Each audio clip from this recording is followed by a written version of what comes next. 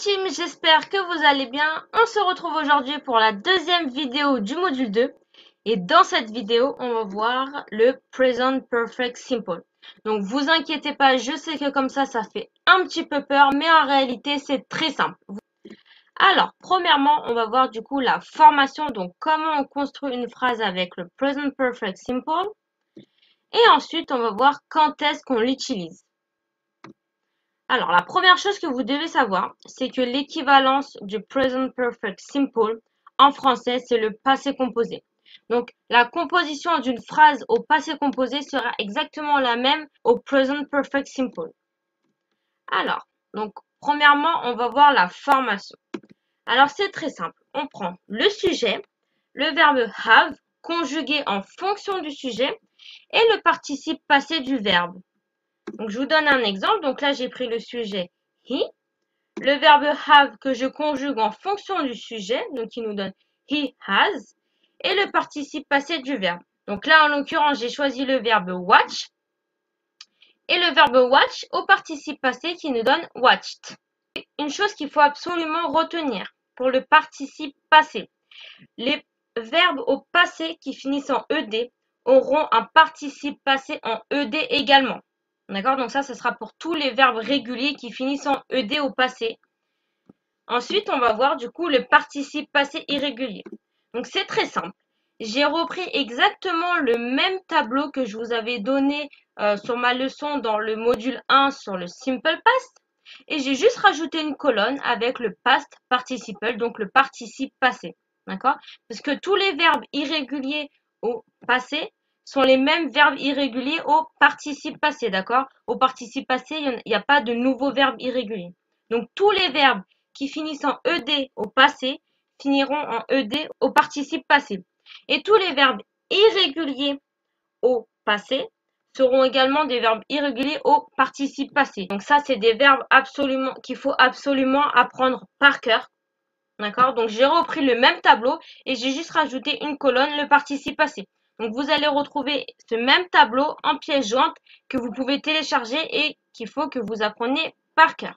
Maintenant, on va voir quand est-ce qu'on utilise le Present Perfect Simple. Premièrement, on l'utilise quand on parle d'une action qui a commencé dans le passé et qui n'est pas finie aujourd'hui, d'accord, qui est toujours présente. Donc, si vous vous rappelez bien ma vidéo sur le passé dans le module 1, donc si vous vous en rappelez pas, je vous invite à aller la revoir.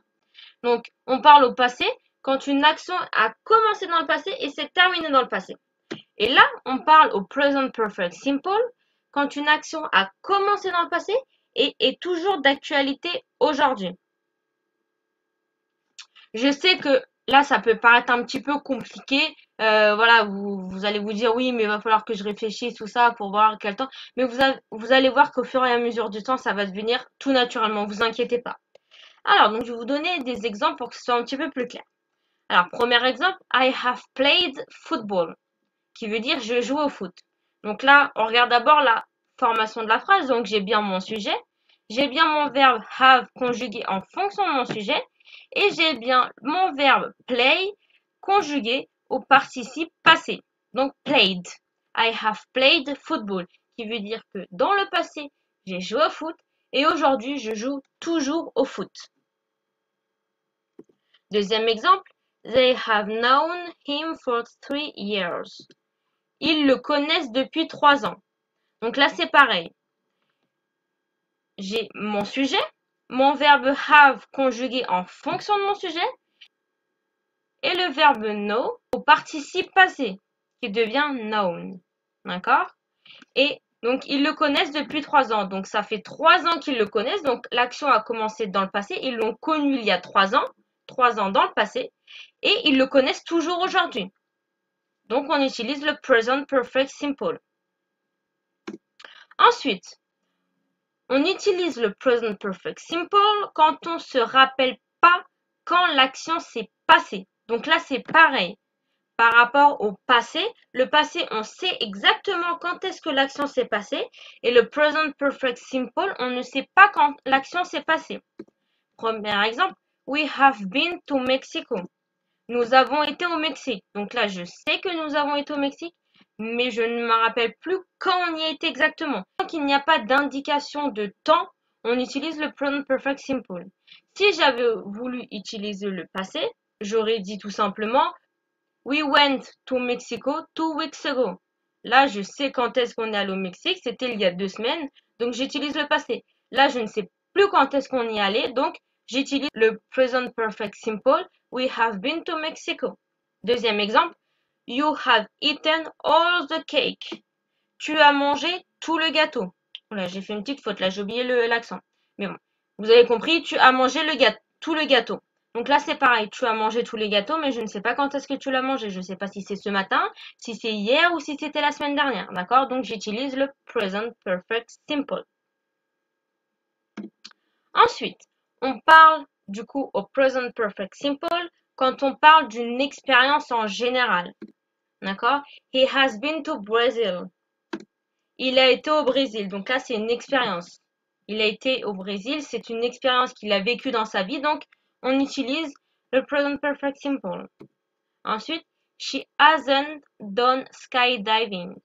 Il n'a pas fait de parachutisme. Donc là, pareil, c'est une expérience. Le parachutisme, c'est une expérience que plusieurs personnes peuvent expérimenter dans leur vie. Donc, j'utilise le present perfect simple, tout simplement.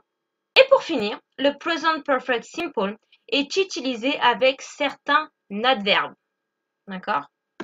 Alors, donc, par exemple, donc on a since et for, qui veulent dire depuis, never, qui veut dire jamais, qui veut dire déjà, yet, encore, already, déjà, always, toujours, before, avant.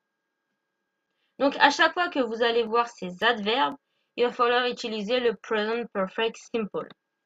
Premier exemple, I have never thought about that, qui veut dire je n'ai jamais pensé à ça. Donc là, on utilise l'adverbe never.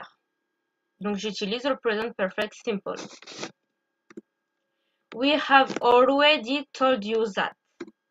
Nous te l'avons déjà dit. Pareil, j'utilise l'adverbe already, donc j'utilise le present perfect simple.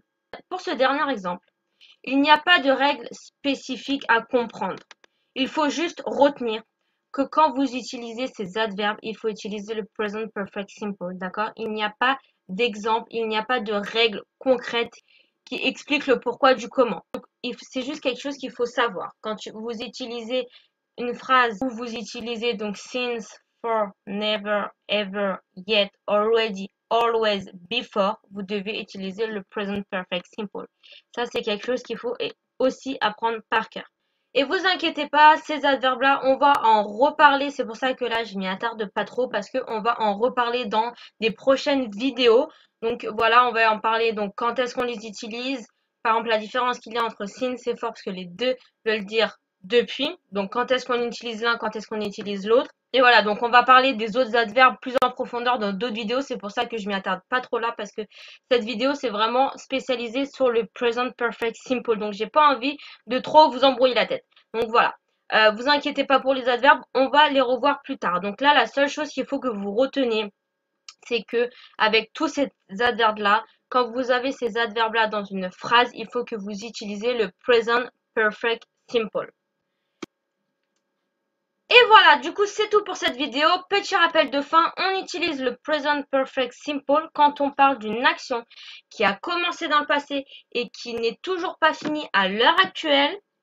Quand on ne sait pas quand est-ce que l'action s'est passée, donc quand on raconte ou quand on parle d'une expérience, et quand on utilise les adverbes suivants, donc since, for, never, ever, yet, already, always et before.